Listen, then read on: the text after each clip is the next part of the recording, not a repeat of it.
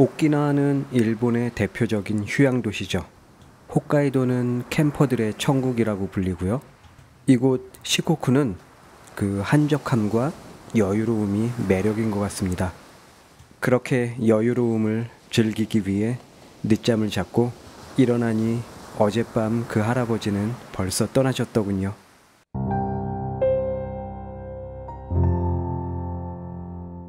지난 시간 교토에서 출발해 나라로 향했죠.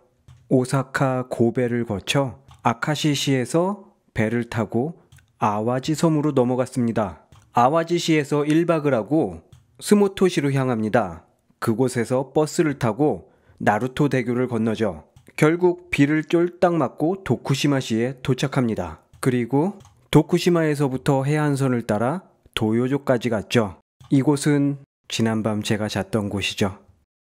오늘도 마찬가지 계속해서 남쪽으로 내려갑니다. 계속 내려가다 보면 요 뾰족한 곳이 보이죠? 이곳이 바로 무로토 곳입니다. 심각하게 뾰족 튀어나와 있죠. 그래서 지질공원으로 관리되고 있는 곳이에요. 무로토로 향합니다. 아침부터 어필이 저를 괴롭히는군요.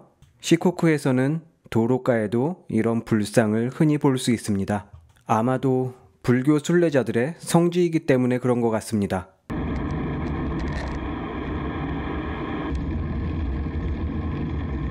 이곳 시코쿠에서의 라이딩은 야트막한 산을 하루 종일 오르락내리락하는 기분입니다. 물론 바다도 보이죠. 열심히 걸어가는 순례자들도 자주 볼 수 있습니다. 계속해서 바다가 보인다면 무로토 곳 근처에 왔다는 표시입니다.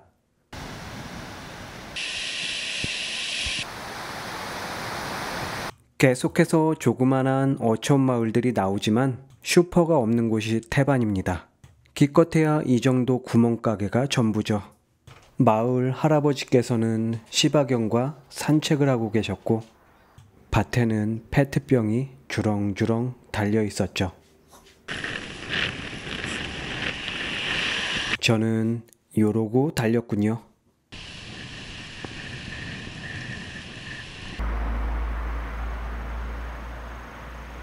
여러 마리의 솔개들이 하늘을 맴돌고 있다면 그 밑엔 분명 동물의 사체가 있다는 뜻이죠.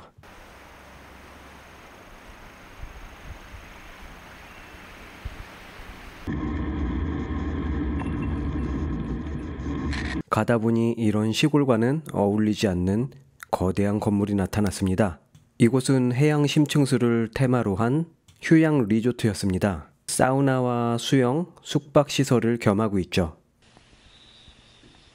해양 심층수를 활용한 야외 족욕장은 무료로 운영되고 있었죠. 그러던 중 자전거 고장으로 고생을 하고 있는 모녀를 도와줬습니다. 그리곤 해양 심층수를 선물로 받았죠. 물에 식용유를 한 절반 정도 타놓은 느낌이에요. 물맛이 느끼하고 니글니글했어요. 리조트 뒤편으로 가봤습니다. 하얗고 모던한 느낌의 숙소와 바닷가 산책로가 인상적이었습니다. 산책로는 꽤나 길게 이어져 있었습니다. 바다 건너편으로 절 하나가 보였는데 굉장히 큰 스님 석상이 있었습니다. 보통은 부처님이 있잖아요. 근데 왜 이곳은 스님이 있을까요? 이곳 시코쿠는 일본에서 가장 큰 불교 종파를 만들어낸 창시자의 고향입니다. 그가 시코쿠에 88개의 절을 만들었고 그 절들을 모두 둘러보는 게 시코쿠 순례자들의 미션입니다.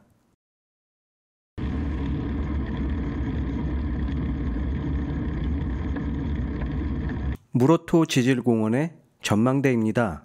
그리 높진 않지만 과연 어떤 뷰를 보여줄지 올라가 보겠습니다. 자잘한 바위들이 보이는 곳이 무로토의 끝자락입니다. 매번 구글맵을 볼 때마다 실제로 저곳에 가면 어떻게 생겼을까가 참 궁금했거든요. 실제로 가서 보니 별다른 감흥은 없었습니다. 이날 날이 무척 더웠거든요. 빨리 사진을 찍고 자전거를 타고 떠나야겠다는 생각밖에 안 들었어요. 산호가 많이 있네요. 대충 둘러봤다고는 하나 서너 시간은 이곳에 발이 묶여 있었죠.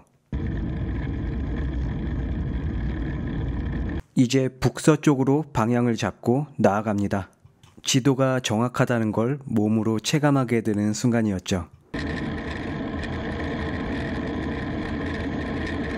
태평양과 맞닿은 바다에는 시퍼런 바닷물 외에는 아무것도 없었습니다. 조그마한 섬은 물론이거니와 그 흔한 어선 한 척 보이지 않더군요. 기껏 눈길을 끄는 거라곤 바다를 향한 도리 정도뿐이었습니다. 솔직히 따분하고 재미가 없었습니다.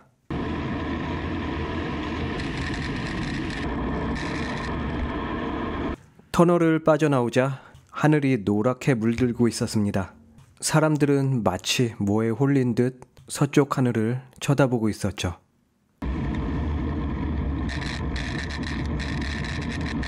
잠시 쉬어가려는데 고양이 한 마리가 와서 애교를 부립니다.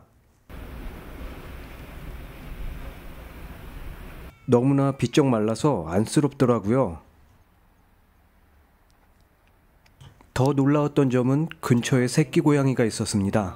녀석은 젖도 얻어먹지 못하는 듯 엄청나게 말라 있었고 눈에 염증이 생긴 듯 눈을 뜨지 못하고 있었습니다. 눈이 보이지 이제? 눈이 보이는 거야 이제.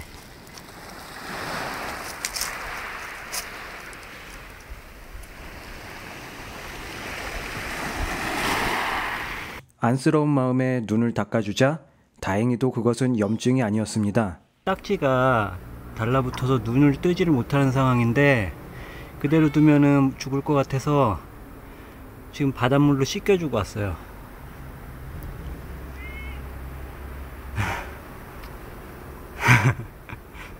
녀석의 반짝이는 눈이 보이자 어찌나 기분이 좋았는지 몰라요. 그렇게 또 하루가 끝나가고 있었습니다. 그리고 마침 근처에는 근사한 전망대가 있었습니다. 오늘은 이 멋진 곳에서 숙박을 하게 된다니 가슴이 떨렸습니다. 그리고 해가 완전히 저물자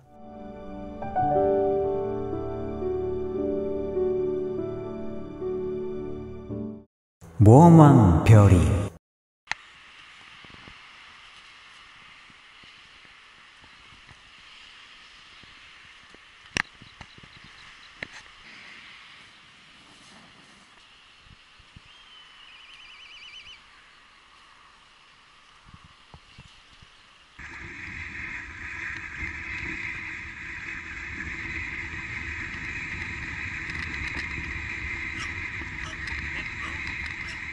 다행히도 이곳부터는 자전거 도로가 차도와는 완전히 분리되어 있습니다.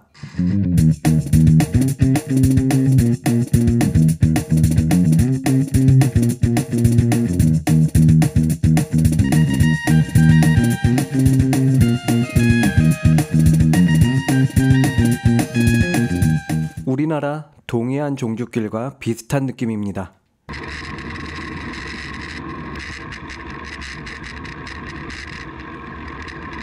아침 공기가 너무나 상쾌했고 너무나도 멋진 자전거 도로에 기분이 절로 업됐습니다.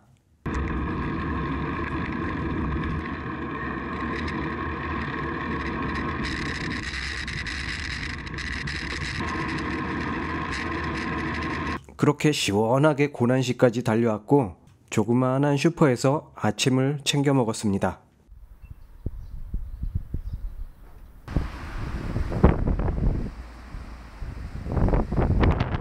고난시부터 고치시까지는 이런 도심의 풍경이 펼쳐집니다. 핑크색 트램이 저의 눈길을 끌더군요.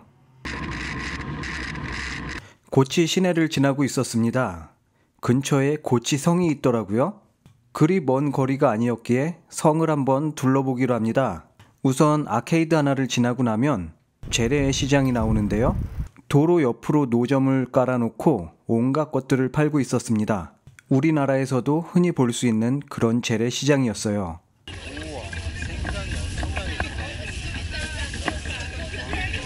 일본은 어딜 가나 가격표가 써져 있어서 좋았던 것 같아요. 그리고 시장이 끝나갈 무렵 천수각이 보이더군요. 나무들 사이로 우뚝 솟아있는 건물이 근사해 보이더군요.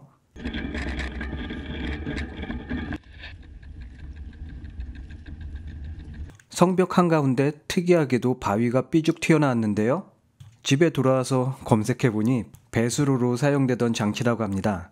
이곳 고치성의 성주는 일본의 영웅 중 한 명인데요. 그가 출세하기까지 부인의 역할이 컸다고 합니다. 그렇게 잠시 돌아보고 발걸음을 옮깁니다.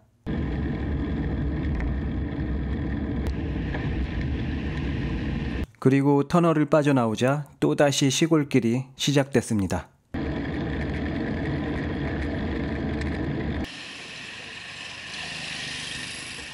그리고는 강을 따라 널찍한 도로가 나타났는데 산세며 강줄기며 우리나라의 동강이 떠오르더군요. 상류로 거슬러 갈수록 강줄기가 점점 좁아졌습니다. 조금 더 가다 보니 수력발전소 같은 게 나왔고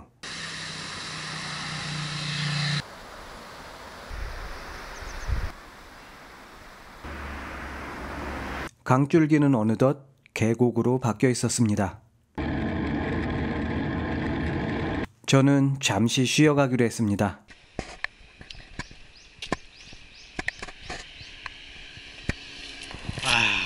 엄청 맵다.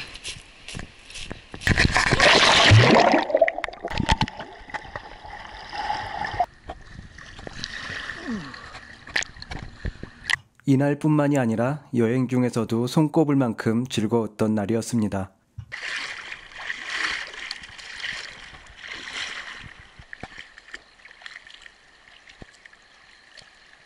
한바탕 물놀이를 하고 나니 세상 귀찮아지더군요.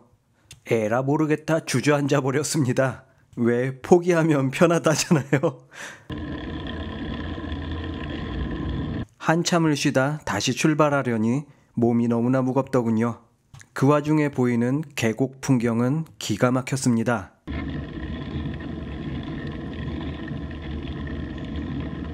그렇게 저는 점점 더 깊은 산속으로 들어갔고 그렇게 해가 저물기 시작하자 슬슬 겁이 나기 시작했습니다. 왠지 오늘은 엄청나게 고생을 해야 될 것 같다는 생각이 들더군요. 불길한 예감은 언제나 적중하는 법. 연속으로 터널들이 나오기 시작했고 당장이라도 호랑이가 튀어나올 것 같은 풍경이 펼쳐졌습니다.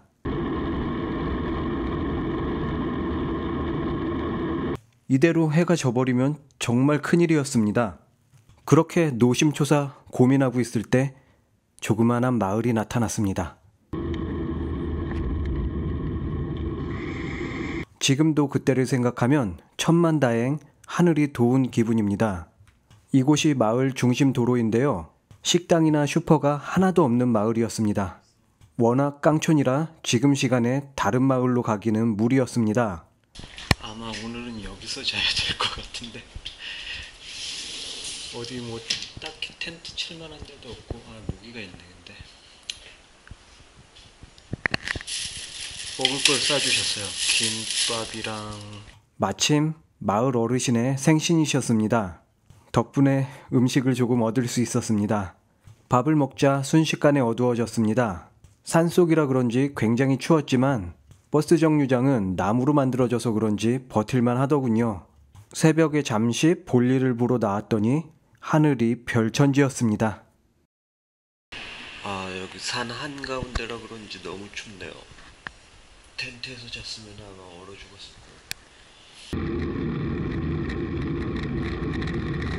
이 마을을 발견하지 못했더라면 정말 봉변을 당할 뻔했습니다. 그리고는 아침부터 내리막길이 펼쳐지더군요. 너무나 추웠습니다.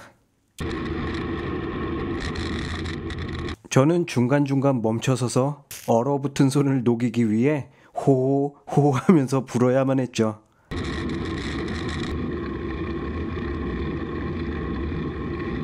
한 시간쯤 달리니 미치노에키가 나타났습니다.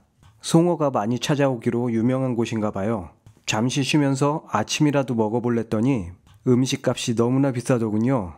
배가 많이 고팠지만 마을로 이동해 슈퍼를 찾아보기로 합니다.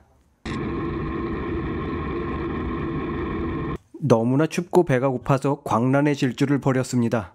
그리고 마침내 산골짜기를 빠져나왔습니다. 슈퍼를 발견했을 땐 감동의 도가니였습니다. 할인 딱지가 붙은 도시락을 사서 맛있게 먹었죠. 한참 동안 논밭을 달린 끝에 자그마한 도시에 도착했어요. 아담한 성도 있었습니다. 그렇습니다. 이곳이 바로 이마바리였고 눈앞에 보이는 게 이마바리 성이었습니다. 멀리서 봤을 때는 작고 초라해 보였지만 가까이서 본 이마바리 성은 뭔가 특유의 개성을 갖고 있더군요. 지난밤 고난시 고치시를 거쳐 시코쿠를 가로질렀습니다. 그리고는 어느 산골 마을에서 하룻밤을 지새웠죠. 그렇게 이마바리시에 도착한 저는 일본에서 가장 유명한 자전거 도로에 들어섭니다.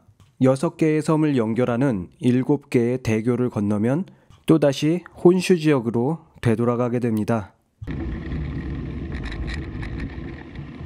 이 주유소를 지나고부터 자전거길이 시작됩니다. 일단은 대교까지 올라가는 것만도 만만치가 않습니다. 앞쪽으로 보이는 다리가 대교 연결 입구인데요. 저기까지 올라가야 됩니다. 다리 하나를 오를 때마다 거의 남산 어필 정도를 해야 합니다. 저 멀리 보이는 게 첫 번째 대교입니다. 혼슈까지 총 70km를 달려야 하는데 다리가 너무 높은 곳에 있다 보니 만만치가 않습니다.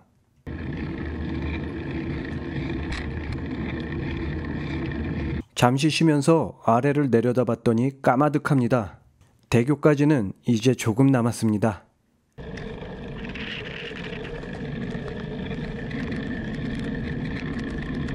마침내 대교에 올라섰는데 기분이 정말 묘했습니다.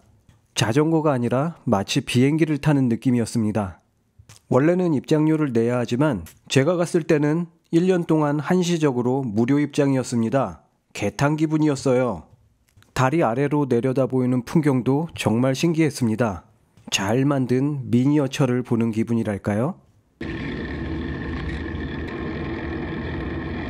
중간중간 목적지가 얼마나 남았는지도 표기되어 있습니다. 그리고 여기가 다리를 내려가는 길인데요. 빠르게 한번 보실까요?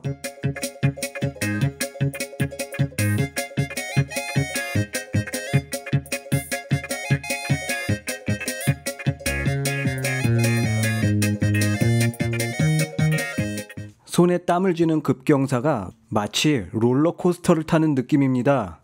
이래서 일본 최고의 자전거 도로라고 했군요.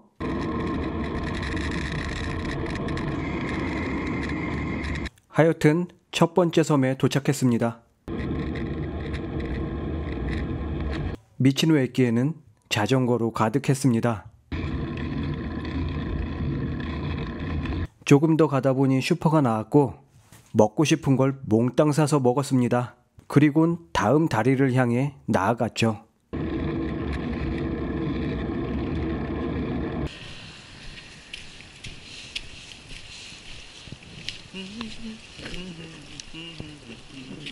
네, 저기 보이는군요. 이번엔 저 다리를 건너야 합니다.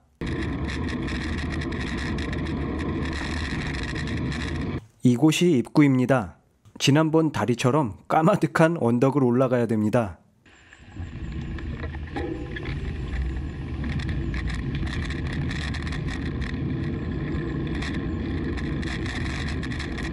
처음에는 다리까지 올라가는 것도 마냥 설레고 신기했는데 두 번째부터는 약간 식상해지더군요. 그리고 다시 내리막길이 시작됐습니다.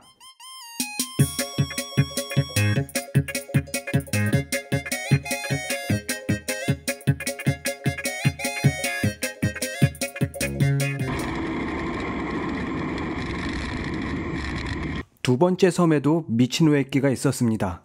하지만 저는 한가함을 즐길 새도 없이 계속해서 나아갔습니다.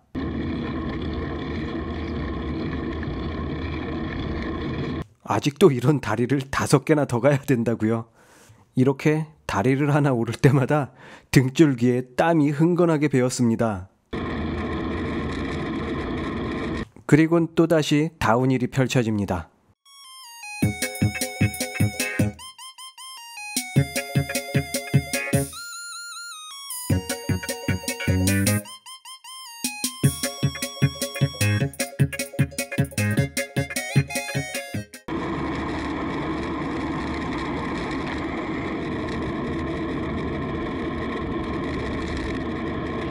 그렇게 세 번째 섬에 도착했습니다.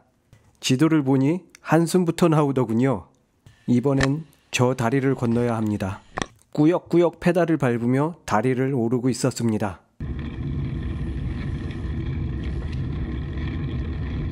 자전거 동호회에서 나온 모양인데 자전거들이 제각각입니다. 안전을 위해서 천천히 내려오는 모습이 보기 좋더라고요. 그리곤 지나온 길을 되돌아보니 왠지 뿌듯했습니다.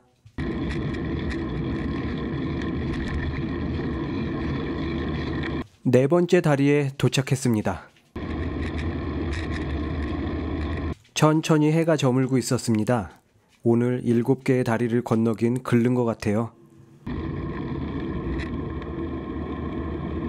그리고 또다시 내리막입니다. 이번에는 조금 길더군요.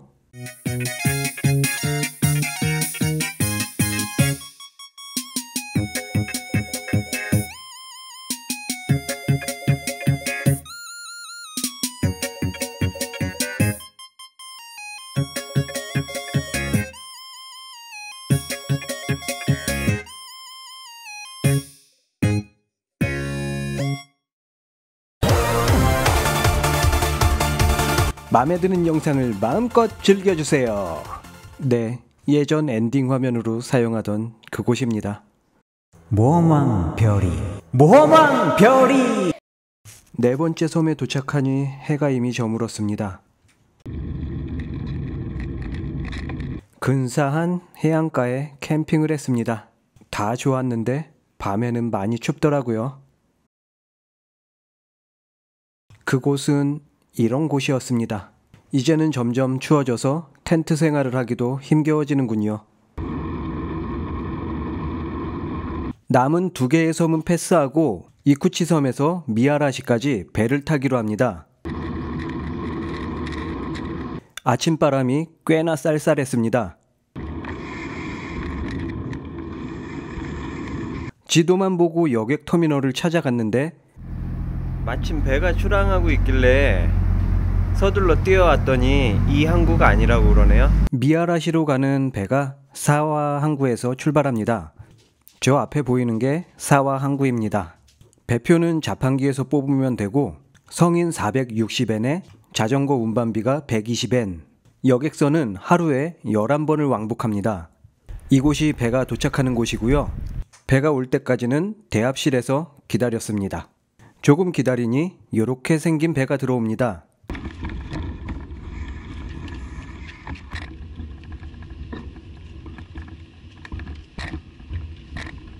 자전거를 잘 묶어두고 30분 정도 배를 타면 무태에 도착합니다. 그럼 출발!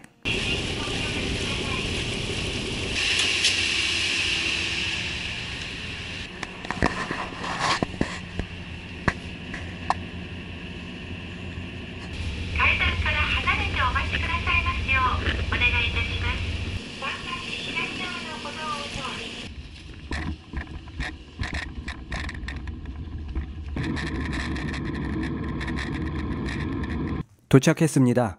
이제부턴 히로시마를 향해 달립니다. 우선 밥부터 먹어야겠죠.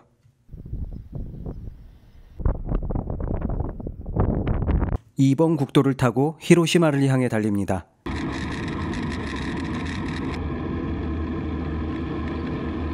역시나 1번, 2번, 3번 국도는 대형 차량들이 많이 보입니다. 찌는 듯한 태양에 달아오른 아스팔트, 그리고 끝없는 오르막이 저를 괴롭혔죠. 그것뿐만이 아니었습니다. 도로 포장 상태가 너무나 안 좋았어요.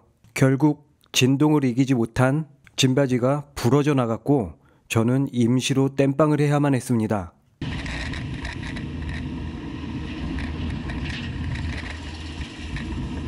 히로시마로 향하는 길은 이번 여행 중에서도 가장 짜증나는 길이었습니다.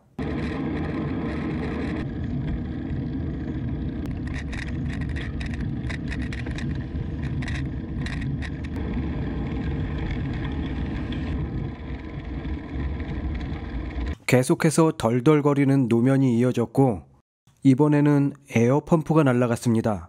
정말 짜증이 났죠.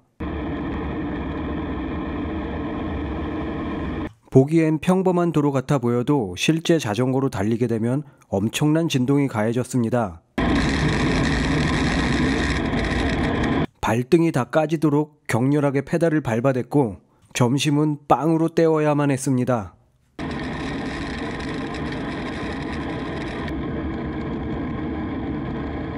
그리고 마침내 도시의 모습이 보이기 시작했습니다.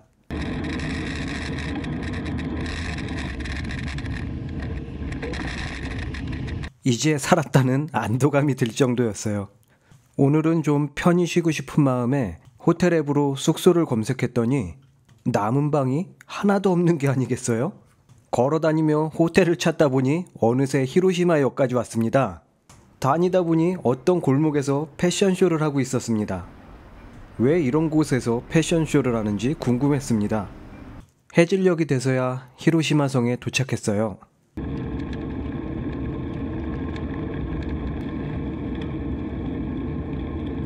무턱대고 천수각 쪽으로 가봤는데 오늘의 영업은 끝이 났습니다.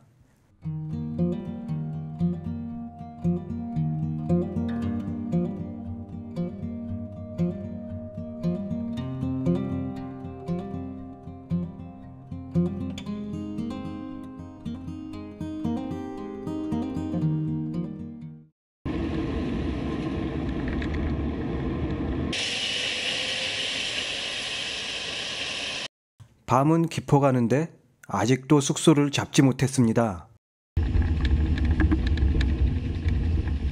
인터넷 카페에서 하루쯤 묵어갈까도 생각을 해봤는데 여기도 가격이 결코 저렴하지 않더라고요. 야, 이거 큰일이다 하며 길을 가고 있었는데 뭔가 익숙한 건물이 보입니다.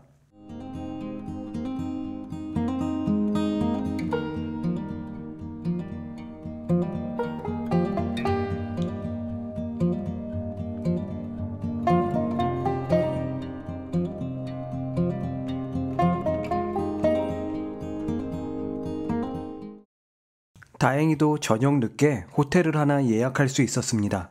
하지만 예약이 펑크가 났고 사장님은 여기저기 알아보시다 결국엔 훨씬 좋은 호텔로 방을 잡아주셨죠. 그곳은 현지 분들이 주로 이용하시는 레지던스 호텔이었습니다. 이제껏 제가 묵었던 일본의 숙소 중에서 가장 크고 깔끔했습니다. 전망도 나름 괜찮았습니다. 레지던스 호텔이었기에 오래간만에 요리를 해 먹을 수 있었고 저는 간만에 배불리 먹고 푹 쉬었습니다.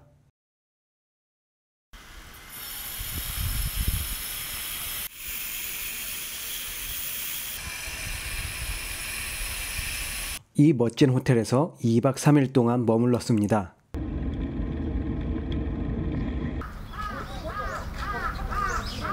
원폭돔 주변은 평화공원으로 꾸며져 있습니다. 관광객들이 항상 몰리는 곳이라 볼거리가 많죠. 공원을 지나면 널찍한 광장이 나오는데요. 그 끝으로 평화박물관이 있습니다. 마침 단체 견학을 나온 학생들 때문에 바글바글 했습니다. 이곳이 평화박물관입니다. 입장료는 50엔이고요.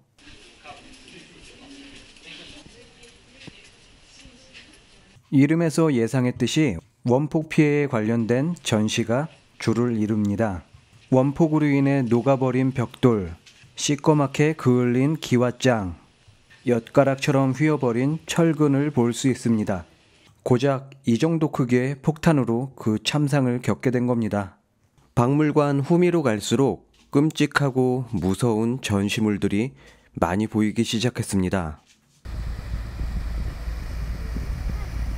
그래서인지 관람을 마치고 나올 때는 생각이 깊어지더라고요. 원폭돔도 어제 봤을 때랑은 또 다른 느낌으로 다가오더군요. 그렇게 숙소로 돌아오는 길에 먹을 걸 잔뜩 샀습니다. 내일부터 또다시 달린다고 생각하니 끔찍했거든요. 이왕 쉬는 거 든든히 몸보신을 하기로 했습니다. 다음 이야기가 마지막 편이 될 것 같습니다. 감사합니다.